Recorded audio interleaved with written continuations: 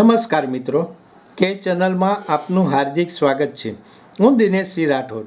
આજે આપણે જોઈશું ગાંધીનગર નજીકના સંત સરોવરના 5 દરવાજા 2 ફૂટ ખોલી 12,000 ક્યુસેક પાણી છોડાયું। ગાંધીનગર જિલ્લામાં છેલ્લા 2 દિવસથી પડી રહેલ વરસાદને કારણે સંત સરોવરમાં મોટા પ્રમાણમાં પાણીની આવક થઈ રહી છે, જે અંતર્ગત તાજેતરમાં ગાંધીનગર ખાતે આવેલા સંત સરોવરની મુલાકાત ગાંધીનગર જિલ્લા પ્રભારી મંત્રી જગદીશ વિશ્વકર્માએ લીધી હતી। ગાંધીનગર જિલ્લા પ્રભારી મંત્રી જગદીશ વિશ્વકર્માની મુલાકાત દરમિયાન તેમની સાથે ગાંધીનગર જિલ્લા પ્રભારી સચિવ પી સ્વરૂપ, ગાંધીનગર જિલ્લા કલેક્ટર મેહુલ દવે, ગાંધીનગર જિલ્લા વિકાસ અધિકારી બીજે પટેલ અને મહાનગરપાલિકાના કમિશનર જે.એન. વાઘેલા પણ જોડાયા હતા।